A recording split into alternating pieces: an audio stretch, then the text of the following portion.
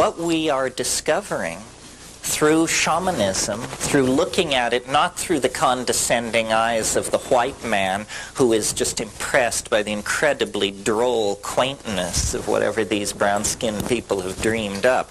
Not that, but through a realization that we are sick and no doctor can cure us because we're not that kind of sick. It's soul sickness. I mean, it has to be soul sickness. When you see stuff like Chernobyl, or the Kuwaiti oil fields, or the Hanford nuclear reservation in Washington, when you realize what this really means, then you realize, this is a mad species. This is a terminally depraved species. And what is required is a return to a model that can heal. And this is what shamanism has always been about. And we have not recognized it because the part of the human being which shamanism addresses, which is the soul and the spirit, we have a 500-year-old tradition that denies that there are such things. So for us, it's absurd, shamanism. It is, painted rattles, guys dancing around in the middle of the night, blowing perfumed water around and smoking too much tobacco. That's shamanism for us, because we cannot see with the eyes that understand. When we do, what we realize is that half of our mind has been taken away from us. That, yes, the human body protrudes into profane space as 120 to 350 pounds of meat somewhere in the universe.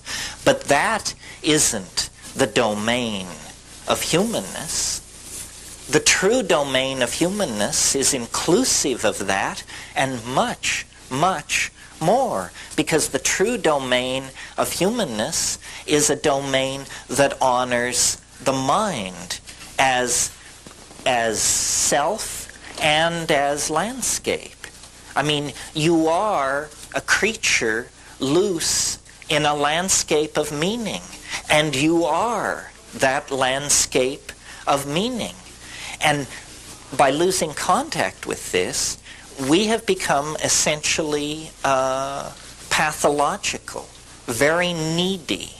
This is a typical pattern in a person with an abused childhood. They become very, very needy, very thing-oriented, very security-conscious, very anxious. This is a picture of us and our psychology. And we are so deep into the historical nightmare that we can't ever remember any other way of doing business. I mean, we know we're messed up. We know we're unhappy. But what's to be done, I mean, we have a million minor fixes and people peddling all of these things. I mean, you've just been through the aisles. You know what I'm talking about. But somehow salvation itself becomes an impediment to salvation. I mean, once you see 500 forms of salvation being sold at prices you can't afford, the very notion of salvation becomes obscene.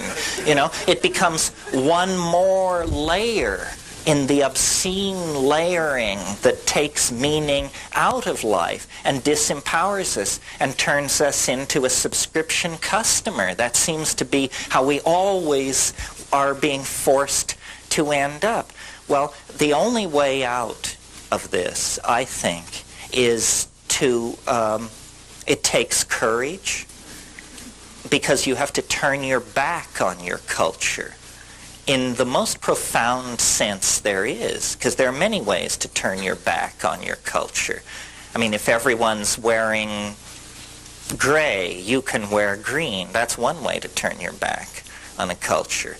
But another way is to break its laws. Now that's a little more serious and, brings in big philosophical issues.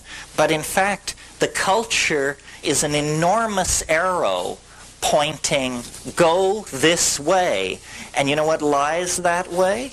Impoverishment, madness, degradation, and death. That's where the culture is pointing. You can see it. You can see it. Just look where we're headed.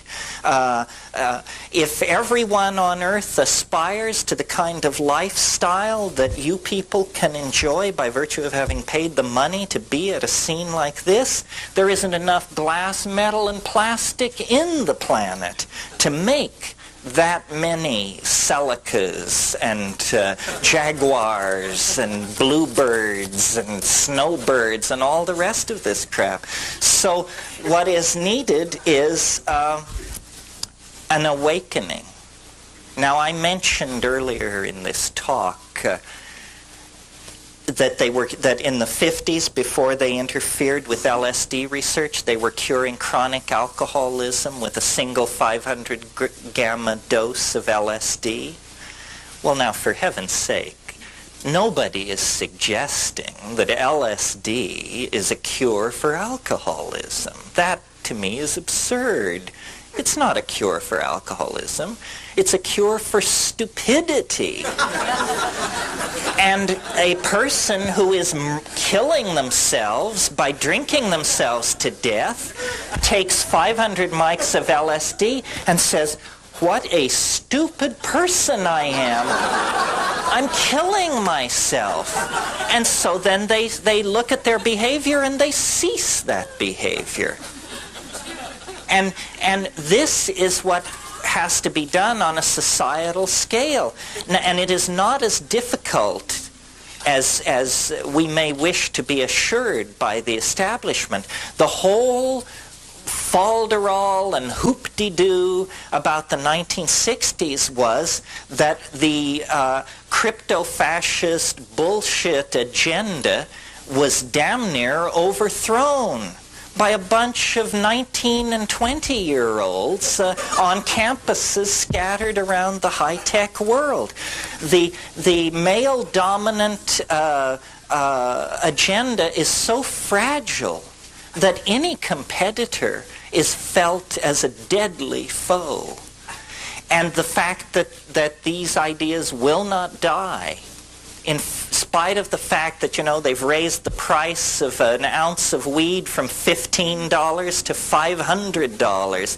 They've made the pinch for growing weed from a slap on the wrist to lose everything you ever owned or dreamed of owning. And they cannot push it into extinction. It's because it's so much older than their con game. They've invented their con game post-Sphinx or something, and we're talking about a reality that reaches back 15, 25, 30,000 years. And it's a reality, so far, I've only spoken, I keep trying to get to this subject, but I won't let myself for some reason. So far, I've spoken of it as boundary dissolving, promoting group sexual activity, this and that and the other thing. But those are like generalizations. What is really interesting about the psychedelic experience is it shows you a mental universe that you not only never suspected existed, but that you could not have suspected existed.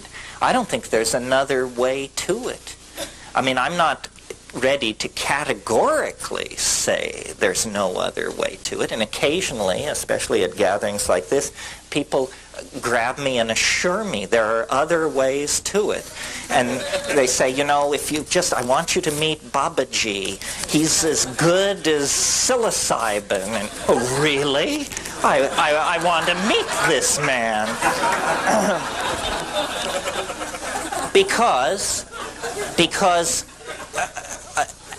let me say a little bit more about this. I would like to believe that in principle you could get to these places on the natch. Only in principle, however, because if some people say, well, these things you describe on DMT and psilocybin, I can show you how to do that naturally. No, thank you. Are you kidding? Thank God I have the drug as a kind of marker so that I know when I'm getting close to that stuff. If I woke up one morning in that place and I couldn't tell myself I'd taken mushrooms, I would define myself as seriously discombobulated and wait to see what happens, you know? And people say, well, don't you think you ought to be able to do it by yourself? And I love this question because the answer is you can't do it by yourself. That's the entire message of the last 10,000 years of human history. The self is insufficient. The ego will not suffice. The only way you're ever going to get anywhere is you must humble yourself to the point where you admit that you can't do it unless you have help from someone whose idea of home is a cow flop. If you're willing to humble yourself to that degree,